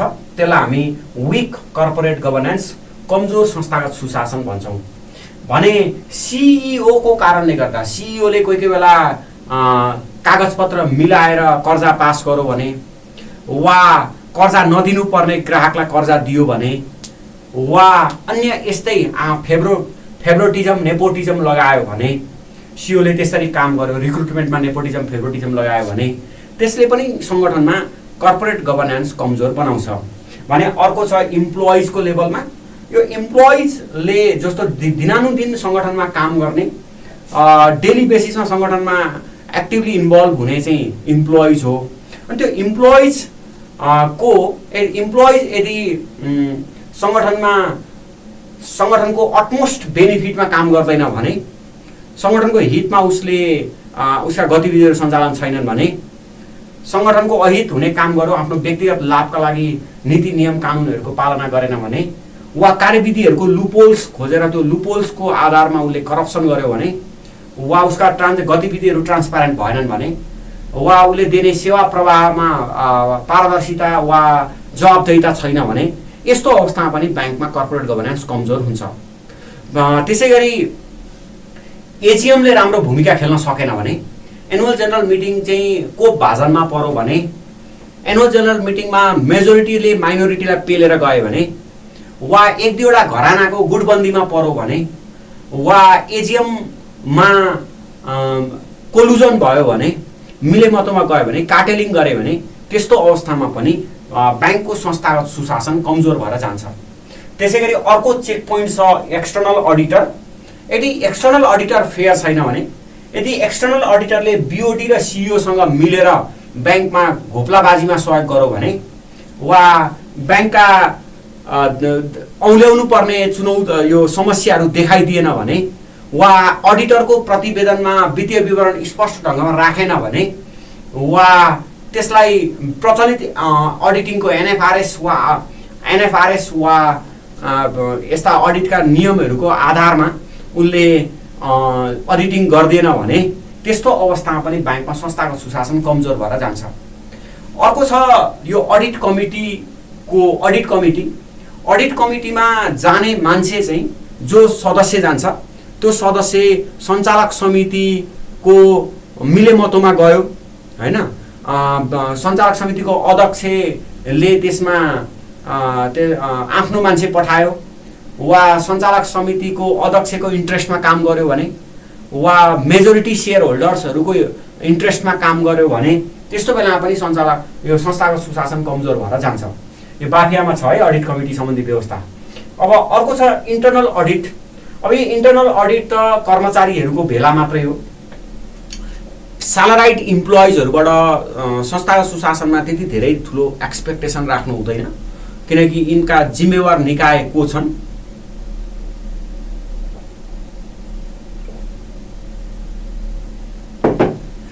जिम्मेवार माथिल्लो तहको भनेको अडिट कमिटी नै हो। तर इन्टर्नल अडिटमा यदि कम्पिटेन्ट मान्छेहरू कर्मचारीहरू नियुक्ति गरिएन, उनीहरूले ट्रान्सपरेन्ट ढङ्गबाट काम गर्न सकेनन्, वा उनीहरूले सङ्गठनमा खास यो सङ्गठनको हितमा अडिट गर्न सकेनन् भने पनि इन्टर्नल यो कर्पोरेट गभर्नेन्स कमजोर भएर जान्छ। सो कर्पोरेट गभर्नेन्सको केन्द्रबिन्दु भनेको सञ्चालक समिति हो। यो सञ्चालक समिति एजिएमबाट कसरी छानिएर आउँछ, स्वतन्त्र सञ्चालकले कस्तो भूमिका खेल्छ, स्वतन्त्र सञ्चालक किन सङ्गठनमा ल्याएको भन्ने यहाँ अब भुवनजीले क्वेसन सोध्दै हुन्छ। स्वतन्त्र सञ्चालक खासमा एउटा चाहिँ एक्सपर्टाइजको प्रयोग गर्नका लागि उसले विभिन्न क्षेत्रमा ब्याङ्किङ एक्सपिरियन्सहरू लिएको हुन्छ, त्यो एक्सपर्टाइज प्रयोग गर्न। जस्तो आजकल देखिन्छ नि ब्याङ्कहरूमा सञ्चालक समितिको अध्यक्ष चाहिँ स्वतन्त्र सञ्चालकबाट बनाइरहेको छ। अस्ति भर्खरै एउटा ब्याङ्कले बनायो, लामो समय सिइओबाट रिटायरमेन्ट लिएको व्यक्तिलाई स्वतन्त्र सञ्चालकको रूपमा भित्राइरहेका छन्। अनि राष्ट्र ब्याङ्कबाट कार्यकारी निर्देशक कसो भन्दा माथिबाट रिटायरमेन्ट लिएकाहरूलाई पनि भित्राइरहेका छन्। त्यो मेबी तिनीहरूको इन्ट्रेस्ट पनि होला, राष्ट्र ब्याङ्कमा काम गरुन्जेलसम्म त्यसले ब्याङ्कलाई सहयोग गर्ने अनि रिटायरमेन्ट भएपछि सञ्चालक समितिमा आउने यस्तो पनि मिलेमतो हुनसक्छ, हुनुहोस्। तर पनि एउटा एक्सपर्टाइजको प्रयोग गर्न खोजे हो। राष्ट्र ब्याङ्कमा 30 वर्ष बसिसकेको मान्छेलाई सम्पूर्ण यो नियमनकारी नलेज हुन्छ, त्यसलाई ब्याङ्कले सञ्चालकमा ल्याएर एक्सपर्टाइज युज गर्ने भनेर चाहिँ त्यसरी पनि भएको हुनसक्छ। सकारात्मक सोचो भने त्यो, आलोचनात्मक दृष्टिकोण राख्यो भने राष्ट्र ब्याङ्कमा हुन्जेल सहयोग गर्ने अनि फर्केर आएर बोर्डमा बस्ने, यो पनि हुनसक्छ। त्यो स्वतन्त्र सञ्चालकको एउटा चाहिँ विज्ञताको लागि एक, दोस्रो चाहिँ बोर्डमा मनोमालिन्य नहोस् भनेर। जस्तो स्वतन्त्र सञ्चालक त कसैतिर लाग्दैन, बाँकी 6 जनामा बहुमत पुर्याउनका लागि 4 जना चाहियो, 6 जना बहुमत पुर्याउन 6 जनाबाट 4 जना चाहियो बहुमतमा निर्णय गर्नलाई पनि। 6 जनाबाट 4 जना हुनका लागि गाह्रो छ क्या। जस्तो 4 जना मान्छे बोर्डमा आफ्नो मान्छे बनाउनका लागि ठुलो सेयर होल्डर्सहरूलाई साथ लिनुपर्छ। त्यो भएको हुनाले अलि यो घोप्लाबाजी, मिलेमतो, काटेलिङ घट्छ कि भनेर दोस्रो। तेस्रो चाहिँ यो स्वतन्त्र सञ्चालकले बोर्डमा हरेकमा विज्ञ भ्यू दिन्छ अनि नीतिहरू बनाउँदाखेरि यसमा यो एक्सपर्टाइज भ्यू आउँछ, फरक दृष्टिकोण आउँछ। सेयर होल्डर्सहरूले त आफ्नो सेयरको प्राइस मात्रै बढाउन खोज्छन्, प्रफिट र सेयर मात्रै बढाउन खोज्छन्। तर स्वतन्त्र सञ्चालकलाई त्यो सेयरको प्राइस मात्रै नबढाएर इम्प्लोइजहरूको पनि हित हेर्नुपर्छ, गभर्मेन्टको पनि हित हेर्नुपर्छ। यो सबैको हित हेर्ने भएको हुनाले स्वतन्त्र सञ्चालक चाहिँ सङ्गठनमा चाहिएको नै। अब हाम्रोमा दफा 18 जस्तो लाग्छ मलाई स्वतन्त्र सञ्चालकको। दफामा म क्लियर भएन, तपाईँले बाफिया पढ्नु परिहाल्छ। बाफिया चाहिँ यो ब्याङ्किङ तयारी गर्नलाई वेद कतेत के हो, कुरान के हो, सबै हो। अगाडि त्यो बाफिया चाहिँ कण्ठस्थ नभइकन निजामती तयारी गर्नेले 15औं योजना र संविधानलाई देब्रे हात र दाहिने हातमा राखेर पढ्नुपर्छ भनिन्छ, हाम्रोमा छ। अनि ब्याङ्किङ तयारी गर्नेले चाहिँ बाफियालाई दाहिने हातमा, नेपाल राष्ट्र ब्याङ्क ऐनलाई देब्रे हातमा राखेर पढ्नुपर्छ भनेको। अब एकदम छिटो हेर्ने दाहिने भयो नि त, दाहिने चल्नेलाई। सो यहाँहरूको वेद कतै कुरान जे हो त्यो बाफिया र नेपाल राष्ट्र ब्याङ्क ऐन हो, त्यो दुईटामा आधारित भएर पढ्नुपर्छ। अरू भनेको अब झिना मसिना त्यो आउँदै जान्छन्। अब यो चाहिँ सबै यो संयन्त्र जुन छ, यो संयन्त्रलाई चाहिँ कर्पोरेट गभर्नेन्स भनिन्छ। थोरै लेख्नुहोस् त संस्थागत सुशासनको बारेमा।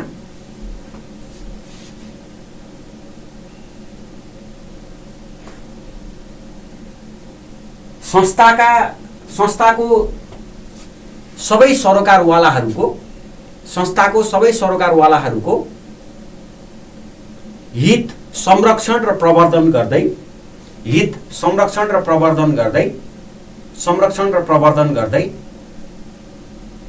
नीतिगत र प्रशासनिक तहमा रहेको व्यवस्थापक बीच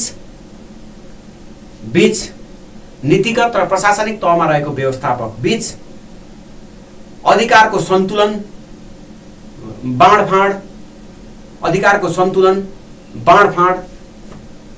बाँडफाँड र जिम्मेवारी संयन्त्र निर्माण गर्नुलाई संस्थागत सुशासन भनिन्छ।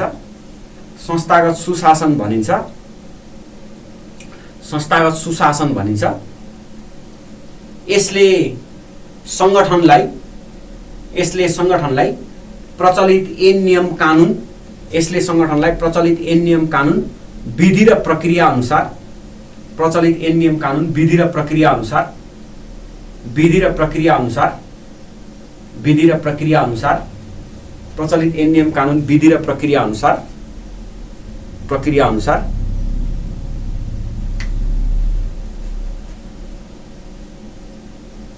विधि र प्रक्रिया अनुसार संगठन सञ्चालन गर्दछ। सबै सरोकारवालाहरू सुरक्षित महसुस गर्छन्।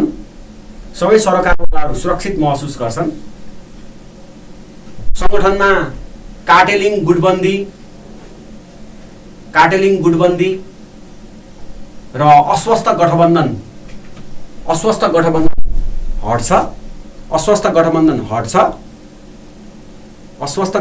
हट्छ। सबै निकाय संस्थागत हितका लागि अभिप्रेरित हुन्छन्।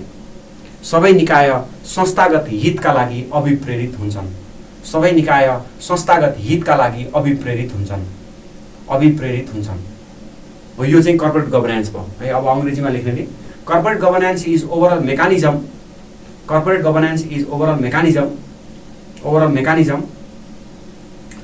mechanism to be followed by policy and administrative level of management to protect and promote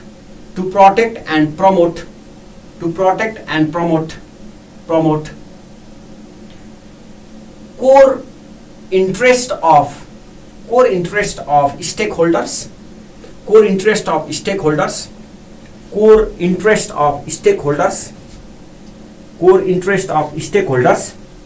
it is concerned with both the shareholders and the internal aspect of corporation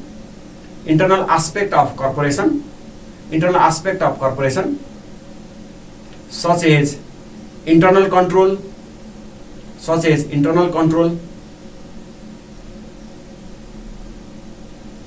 and the external aspect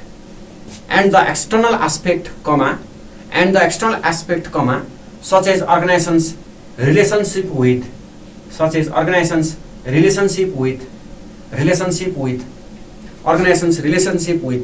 its shareholders and other stakeholders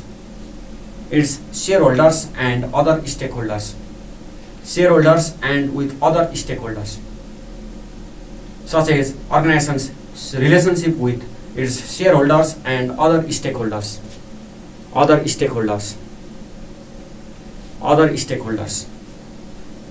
यो चाहिँ corporate governance भयो।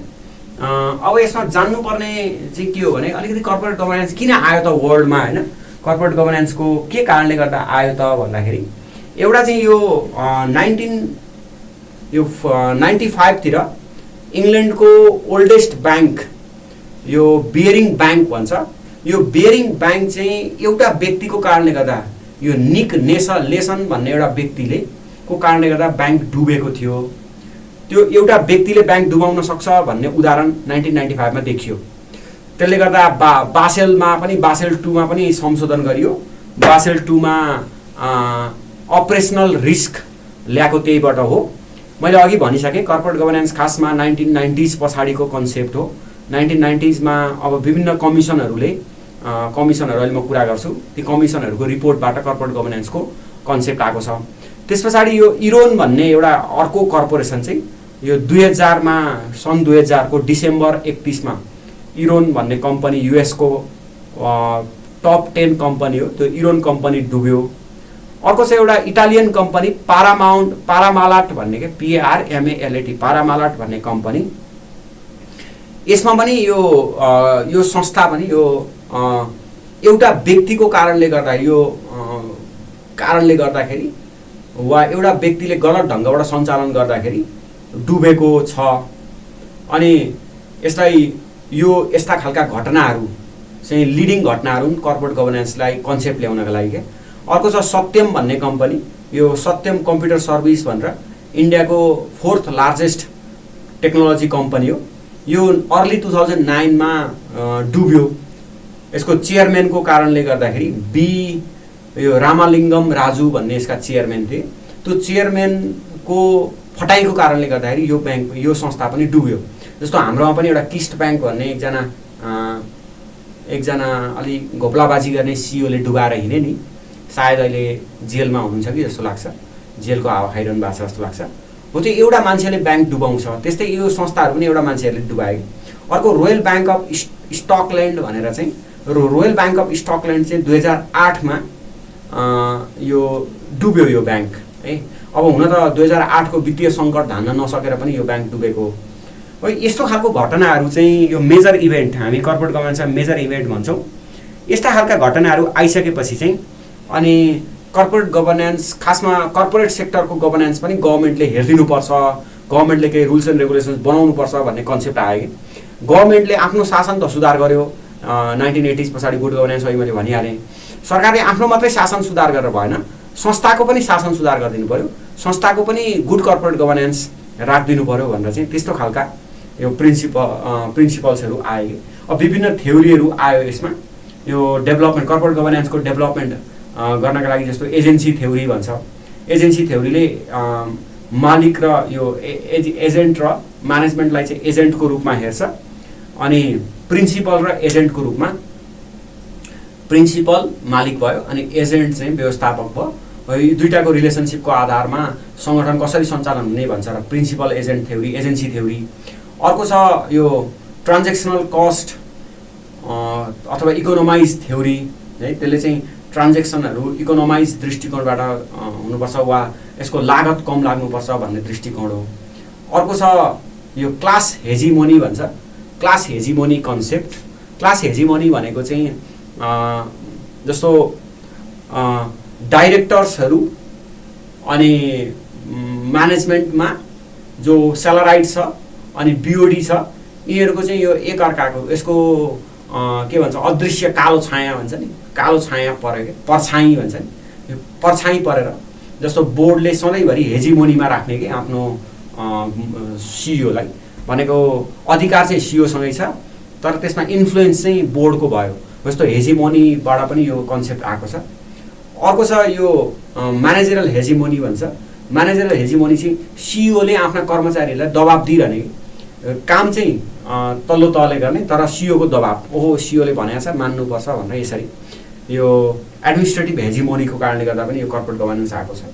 अर्को छ institutional theory.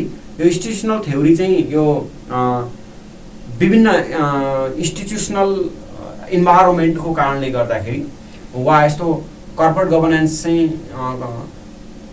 संस्थागत स्क्यामहरू आयो, संस्था नै involve भयो वा संस्था नै अस्तित्व नरहने अवस्था सिर्जना भयो, यो कारणले गर्दा कर्पोरेट गभर्नेन्सको कन्सेप्ट चाहिँ बढेर गएको छ। अब यसमा केही थियोरीहरू छन् कि कर्पोरेट गभर्नेन्समा केही स्टडीहरू छ, जस्तो कि एउटा चाहिँ यो युकेको एउटा रिपोर्ट छ, युकेको कर्पोरेट गभर्नेन्स भनेर चाहिँ फाइनेन्सियल रिपोर्टिङ काउन्सिल एफआरसीले एउटा यसलाई क्याडबरी कमिसन पनि भन्छ। यो क्याडबरी कमिसनको रिपोर्ट चाहिँ 1998मा पब्लिस भएको छ एउटा है। यो क्याडबरी कमिसनले चाहिँ कर्पोरेट गभर्नेन्समा यसले के भन्यो भन्दाखेरि यो रेमुनेरेसन कमिटी इन्डिपेन्डेन्ट हुनुपर्छ, नन एक्जिक्युटिभ डाइरेक्टर्सहरू, यो इन्डिपेन्डेन्ट डाइरेक्टरहरूको कन्सेप्ट यही क्याडबरी कमिसनबाट आएको। इन्डिपेन्डेन्ट डाइरेक्टर जुन अहिले ब्याङ्कमा छ नि, CADBURY क्याडबरी है त्यो चक्लेटको नाम, क्याडबरी कमिसन 1998 एउटा। अर्को ह्याम्पल रिपोर्ट 1998। यो ह्याम्पल रिपोर्ट भनेको ह्याम्पल कमिटीले 1995मा ल्यायो अनि यसले चाहिँ यो क्याडबरी र ग्रिनबरी कमिटीको रिकमेन्डेसनको आधारमा ह्याम्पल रिपोर्ट पब्लिस गर्यो, HAMPEL ह्याम्पल रिपोर्ट 1998। अर्को यो अनि युकेको कम्पनी एक्ट 2006मा पनि कर्पोरेट गभर्नेन्स सम्बन्धी व्यवस्था छ। यसले चाहिँ डाइरेक्टर्सको ड्युटिजहरूलाई कोडिफाई गरेको छ। कम्पनीले यो इलेक्ट्रोनिक कम्युनिकेसन को मापदण्ड तोकेको छ। डाइरेक्टर्सहरूको सर्भिस को रेकर्ड राख्ने, उनीहरूले गरेको कामको अभिलेख राख्ने भनेको छ हैन। यो चाहिँ युकेको कम्पनी एक्ट 2006मा कर्पोरेट गभर्नेन्स सम्बन्धी व्यवस्था भयो। त्यस पछाडि अर्को एउटा महत्त्वपूर्ण प्रिन्सिपल चाहिँ OECD भन्छ कि यो विश्वका विकसित राष्ट्रहरूको समूह हो। 36वटा जति देश छन् जस्तो लाग्छ मलाई, 36 देखि 40-42 वटा देश छन्। त्यो भनेको विश्वका विकसित राष्ट्रहरूको समूह हो त्यो OECD हो। त्यो OECD रिपोर्ट चाहिँ 2004मा आयो कर्पोरेट गभर्नेन्स सम्बन्धी। त्यो OECD रिपोर्टले के गर्यो भने ensuring basic for the effective corporate governance framework भनेर चाहिँ एउटा संस्थागत सुशासनको ढाँचाको एउटा सिद्धान्त ल्यायो। त्यसपछि दोस्रो चाहिँ rights of share holders and key ownership function, share होल्डर्सहरूले के राइट हुने, उनीहरूको अधिकार के, अनि बोर्डको अधिकार के भनेर यिनीहरूले त्यस्तो खालको कुरा ल्याए।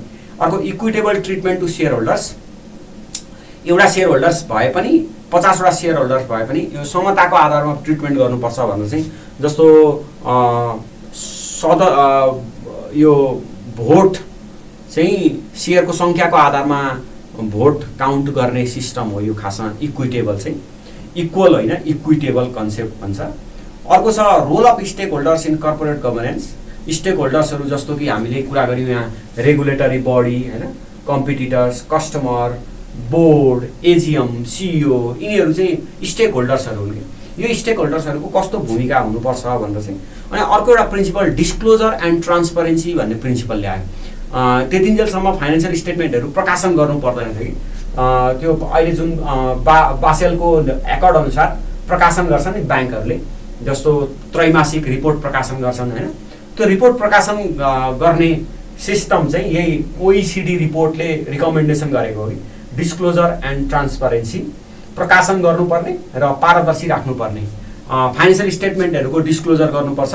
त्यो फाइनेन्सियल स्टेटमेन्टको डिस्क्लोजर चाहिँ सबैले देख्ने गरी वेबसाइटमा वा राष्ट्रिय स्तरको पत्रिकामा पब्लिस गर्नुपर्छ भन्छ। त्यो ओइसिडी रिपोर्ट नै 2004 को रिपोर्टले नै त्यो रिकमेन्डेसन गरेको थियो। त्यसैको आधारमा अहिले ब्याङ्कहरूले हेर्नु त, तपाईँले राष्ट्रिय स्तरको कान्तिपुर, नयाँ पत्रिका, अन्नपूर्ण यिनीहरूमा प्रकाशन पनि गर्छ सर्वसाधारणको हितको लागि भनेको सूचनाको लागि, अनि वेबसाइटमा पनि प्रकाशन गर्छ। यो कन्सेप्ट हो यो ट्रान्सपरेन्सी एन्ड डिस्क्लोजरको कुरा चाहिँ। त्यस पछाडि अर्को छ यो रेस्पोन्सिबिलिटी अफ बोर्ड। यो खासमा कर्पोरेट गभर्नेन्सको सबै कुरा यो बोर्डमा रेस्पोन्सिबिलिटी छ कि सञ्चालक समिति यति अधिकार सम्पन्न छ कि यसमा पोलिसी अधिकार यति धेरै, नीतिगत अधिकार यति धेरै छ, यसले सिइओ नियुक्ति गर्छ, सिइओलाई काम लगाउँछ, सिइओको कार्य सम्पादन गर्छ भनेपछि त सिइओ भन्दा पनि पावरफुल त बोर्ड छ नि त सङ्गठनमा। हो त्यो बोर्डको पावरलाई पावर भएपछि रेस्पोन्सिबिलिटी नै हुनुपर्छ भन्छ र बोर्डको रेस्पोन्सिबिलिटी चाहिँ ओभरअल रेस्पोन्सिबिलिटी हो भन्छ कि कर्पोरेट गभर्नेन्समा। बोर्ड चाहिँ सशक्त हुनुपर्छ, बोर्डले अधिकार सम्पन्न हुनुपर्छ, अनि बोर्ड चाहिँ बोर्ड अफ डिरेक्टर्स चाहिँ ब्याङ्कमा त्यो जिम्मेवार पनि सबभन्दा अटमोस्ट जिम्मेवारी पनि त्यसैले लिनुपर्छ भन्ने कन्सेप्ट हो। यो 6 वटा सिद्धान्त चाहिँ ओइसिडीको 2004 को रिपोर्टमा थियो। त्यस पछाडि यो युरोपतिर पनि कर्पोरेट गभर्नेन्सको एउटा लहर आयो भनौँ। अघि हामीले बेलायतको कुरा गऱ्यौँ होइन, बेलायतको रिपोर्ट, क्याडबरी कमिसनको रिपोर्ट 1998 होइन, ह्याम्पल रिपोर्ट 1998 यिनीहरू छन्, ग्रिनबरी रिपोर्ट, यी रिपोर्टहरू युरोपियनमा। अनि ओइसिडी नेसन, अब यो त ओइसिडी विकसित राष्ट्रहरूको समूह हो, ओइसिडी है क्यापिटलमा। अनि अर्को चाहिँ अब बासेल कमिटी इन्ट्रेस्टिङ छ क्या। यो बासेल कमिटी चाहिँ फेरि कसरी जन्मियो भने 1974 तिर जन्मेको बासेल कमिटी। 1973 मा तत्कालीन अमेरिकन राष्ट्रपति निक्सनले, यी निक्सन फेरि यो अलिक धन्धुकारी नै थिए राष्ट्रपति, अहिलेका ट्रम्प जतिकै धन्धुकारी त होइनन्, तर यिनी अलिक ज्यादा रिपब्लिकन नै हुन्, अलिक धन्धुकारी नै थिए। भियतनाम वार गराए, विश्वमा अलि धेरै युद्धहरू भएको यिनकै पालामा छ। यिनी राजीनामा पनि दिए, यिनले संसद छोडेर पनि हिँडे। अविश्वासको प्रस्ताव आयो कि वा राजीनामा यस्तै के दिएका छन्। भियतनाम वारमा अमेरिका डिफिट भएपछि निक्सनले राजीनामा दिएका हुन्। हो यो निक्सनले के गरे भने एउटा महत्त्वपूर्ण ब्रेटन वुड्स कन्फरेन्सबाट जुन 1944 मा पैसासँग, अमेरिकन डलरसँग सुनको जुन पेगिङ करेन्सी थियो, स्थिर मुद्रा विनिमय प्रणाली थियो, त्यो स्थिर मुद्रा विनिमय प्रणालीबाट अमेरिका ब्याक भयो 1973 मा। अब अमेरिका ब्याक हुने बित्तिकै यसको प्रत्यक्ष असर के पर्यो भने जसले चाहिँ गोल्डको रिजर्भ राखिरहेको थियो, जसले डलर र गोल्डको एक्सचेन्जको काम गरिरहेको थियो, त्यो एक्सचेन्ज रेटमा फ्लक्चुएसन आयो। फ्लक्चुएसन आउने बित्तिकै युरोपका र अमेरिकाका धेरै ब्याङ्कहरू डुबे है। त्यो डुबिसकेपछि यसो विकसित राष्ट्रका G10 राष्ट्रका तत्कालीन गभर्नरहरूले यसो विचार गरे, अब त ब्याङ्किङ सेक्टर त एकदम धराशायी भयो, ब्याङ्किङ सेक्टर चाहिँ अस्थिर भयो। अब यो अस्थिरतालाई कसरी स्थिरता बनाउने भनेर 1944 मा 74 मा स्विजरल्यान्डको बासेल भन्ने सहर, यो बासेल सहर चाहिँ फेरि स्विजरल्यान्डको तेस्रो महत्त्वपूर्ण सहर हो, हाम्रो पोखरा जस्तो भनौँ न, दोस्रो महत्त्वपूर्णै हो त्यो। यस्तो स्विजरल्यान्डको बासेल सहरमा भेला भएर BCBS भन्ने कमिटी गठन गरे के Basel committee on banking supervision भनेर कमिटी ल्याए।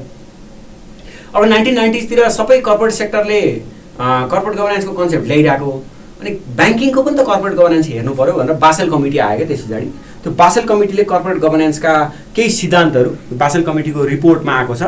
अनि यो बासेल कमिटीले मुख्य गरी 8वटा प्रिन्सिपल्सहरू ल्याएको छ। यो कहिले ल्यायो त बासेल कमिटीले भन्दा 1999 मा बासेल कमिटीको एउटा गाइडलाइन आयो कर्पोरेट गभर्नेन्सको केसमा। 2006 मा आएर यो कमिटीले चाहिँ कर्पोरेट गभर्नेन्सको लागि प्रिन्सिपल्सहरू इस्यु गर्यो। यसलाई रिभाइज गरेर 2014 मा फेरि 13वटा कर्पोरेट गभर्नेन्सको प्रिन्सिपल बनाएको छ। तर 2006 को बासेलको रिकमेन्डेसन चाहिँ जम्मा 8वटा प्रिन्सिपलहरू छ। त्यही भएर तपाईले सञ्चालक यो कर्पोरेट गभर्नेन्सको प्रिन्सिपल के हो भनेर जाँचमा क्वेसन आयो भने मैले ह्यान्डआउटमा त राखेको छु। ह्यान्डआउटमा त बासेलको 13वटा प्रिन्सिपललाई मैले व्याख्या गरिदिएको छु। त्यो भनेको 2014 मा बासेलले फेरि रिभाइज गरेको प्रिन्सिपललाई। तर 2006 मा ल्याएको बासेल कमिटीको रिपोर्टमा कर्पोरेट गभर्नेन्सको प्रिन्सिपल पनि यो महत्त्वपूर्ण छ। जस्तो कि प्रिन्सिपल नम्बर 1 ले के भन्छ भन्दा board member should be qualified for the position and have a dear understanding of their role भन्छ कि एउटा बोर्ड मेम्बर चाहिँ क्वालिफाइड हुनुपर्छ भन्छ। सञ्चालक समितिको योग्यताको कुरा गरेको छ। तपाईले अघि एकजनाले दिपाजीले सोध्दै हुन्थ्यो सो कम्पनी एनमा के व्यवस्था छ, अनि बाफियामा के व्यवस्था छ, राष्ट्र ब्याङ्क एनमा के व्यवस्था छ, बिमा एन 2049 मा के व्यवस्था छ भन्ने चाहिँ क्वेसन जे आउँछ कर्पोरेट गभर्नेन्समा सबै क्वेसनको एकमुष्ट एन्सर के हो भने कर्पोरेट गभर्नेन्सको प्रिन्सिपल एकातिर राख्ने, त्यो प्रिन्सिपलको कहाँ छोको छ एनमा त्यो हेर्ने। जस्तो कि सञ्चालक समितिको योग्यताको व्यवस्था गरेको छ नि यसले। त्यो सञ्चालक समितिको योग्यता हाम्रो बाफियामा कतिमा छ त? अहिले अब मलाई ठ्याक्कै धारा त याद भएन, दफा याद भएन, तर अहिले म बाफियामा जान्छु। हो त्यसरी छुनु पर्यो के यो दफामा यो व्यवस्था गरेको छ, यो कर्पोरेट गभर्नेन्सको सिद्धान्त हो, यसरी जानु पर्यो। दोस्रो सिद्धान्त छ the board should approve and oversee banks strategic objective and corporate values भन्छ। भनेको बोर्ड चाहिँ ओभरअल रेस्पोन्सिबल हुनु पर्यो कर्पोरेट गभर्नेन्समा भन्ने हो। यो बोर्डको समग्र उत्तरदायित्वको कुरा चाहिँ हाम्रो सञ्चालक यो बाफियामा काम कर्तव्य अधिकार भन्ने छ कि सञ्चालक समितिको काम कर्तव्य अधिकार भन्ने छ नि, त्यो काम कर्तव्य अधिकारबाट यो कुराहरू थाहा हुन्छ। अब प्रिन्सिपल नम्बर 3 मा के भन्छ भन्दा board of directors should set and enforce responsibility and accountability भन्छ। बोर्डले अधिकार र उत्तरदायित्वको बोर्डको जिम्मेवारी के हो भन्ने कुरा गरेको छ। अर्को प्रिन्सिपल नम्बर 5 ले board and senior management should be effectively utilise the work conducted by internal and internal organisational benefit भन्छ। भनेको बोर्ड र सिनियर म्यानेजरहरूले चाहिँ सङ्गठनको अटमोस्ट बेनिफिटमा काम गर्नुपर्छ भनेको यो। प्रिन्सिपल 6 ले board should ensure compensation principle and practice भन्छ। जस्तो क्षतिपूर्ति चाहिँ बोर्डले एप्रुभ गर्नुपर्छ। जस्तो ब्याङ्कमा केही भत्ताहरू आयो भने बोर्डबाट एप्रुभ हुन्छ होइन। बोर्डले आफ्नो भत्ता पनि आफै एप्रुभ गर्ने हो, तर त्यसमा पनि बिजनेस प्रफिटेबिलिटी सबैलाई आधार बनाउनुपर्छ भन्छ। प्रिन्सिपल नम्बर 7 मा bank should governed by transparent manner भन्छ। ब्याङ्कलाई हेर्ने अर्को नियमनकारी निकाय पनि हुनुपर्छ भनेको यो। जस्तो नेपाल राष्ट्र ब्याङ्कको प्रोभिजन छ होइन, त्यो नेपाल राष्ट्र ब्याङ्कले ब्याङ्क र वित्तीय संस्थालाई हेर्छ नि, हो यो भन्न खोजेको। प्रिन्सिपल 8 मा board and senior management should understand the banks operational structure भन्छ। सञ्चालक समिति र उच्च तहको व्यवस्थापनले सङ्गठनको संरचनालाई बुझ्नुपर्छ, सङ्गठनको संरचना अनुसार काम गर्नुपर्छ भन्ने चाहिँ यो बासेल कमिटीका प्रिन्सिपलहरू भए। पछि 2014 मा बासेल कमिटीको प्रिन्सिपल चाहिँ 13वटा प्रिन्सिपल आएको छ। त्यो 13वटा प्रिन्सिपल के छ त भन्दाखेरि principle number 1 boards overall responsibility, सञ्चालक समितिको समग्र उत्तरदायित्व। Principle number 2 board qualification and composition, सञ्चालक समितिको योग्यता र गठन। Principle number 3 boards own structure and practice, बोर्डको आफ्नै संरचना र अभ्यास। प्रिन्सिपल नम्बर 4 सिनियर म्यानेजमेन्ट, उच्च तहको व्यवस्थापन। Principle number 5 governance of group structure, समूह संरचनाको शासन, समूह सामूहिक शासन भनौँ न। प्रिन्सिपल नम्बर 6 रिस्क म्यानेजमेन्ट, जोखिम व्यवस्थापन। Principle number 7 risk identification, monitoring and controlling, जोखिमको पहिचान, अनुगमन र नियन्त्रण। प्रिन्सिपल नम्बर 8 रिस्क कम्युनिकेसन, जोखिमको सञ्चार। प्रिन्सिपल नम्बर 9 कम्प्लायन्स, अनुपालन भन्छ। त्यो प्रचलित ऐन नियम कानुनको पालना भनेको हो यो। प्रिन्सिपल नम्बर 10 इन्टरनल अडिट, आन्तरिक लेखा परीक्षण। अनि प्रिन्सिपल नम्बर 11 कम्पेन्सेसन, क्षतिपूर्ति, आफ्नो क्षतिपूर्ति आफै निर्धारण गर्ने वा कर्मचारीको क्षतिपूर्ति बोर्डले निर्धारण गर्ने भनेको हो यो। Principle number 12 disclosure and transparency, प्रकाशन र पारदर्शिता। वित्तीय विवरणहरू सबैले देख्ने गरी वेबसाइटमा वा राष्ट्रिय स्तरको पत्रिकामा प्रकाशन गर्नुपर्छ र यो पारदर्शी हुनुपर्छ भनेको। Principle number 13 role of supervisor, नियमनकारी निकायको भूमिका। यसरी यो कर्पोरेट गभर्नेन्सको प्रिन्सिपल चाहिँ यसरी डिराइभ भएको छ। अब स्टेक होल्डर्सहरू भनौँ भने they are stake holders, actors भनौँ भने यिनै एक्टर हो। अनि कसरी प्रमोसन गर्ने कर्पोरेट गभर्नेन्स भनेर हाउ भनौँ भने प्रिन्सिपललाई बेस बनाउने। कर्पोरेट गभर्नेन्सको प्रिन्सिपल जाँचमा खासमा आउँछ क्वेसन, त्यो प्रिन्सिपल अहिले मैले भनेको 13वटा प्रिन्सिपललाई लेख्ने। कर्पोरेट गभर्नेन्स कसरी साउन्ड कर्पोरेट गभर्नेन्स बन्छ भनौँ भने त्यही अहिलेको प्रिन्सिपललाई यसरी गर्नुपर्छ भनेर साउन्ड कर्पोरेट गभर्नेन्स बनाउने। अनि बाफियामा के व्यवस्था छ भनौँ भने अहिलेको प्रिन्सिपल हेरेर बाफियाको प्रोभिजन छान्ने, जस्तो कि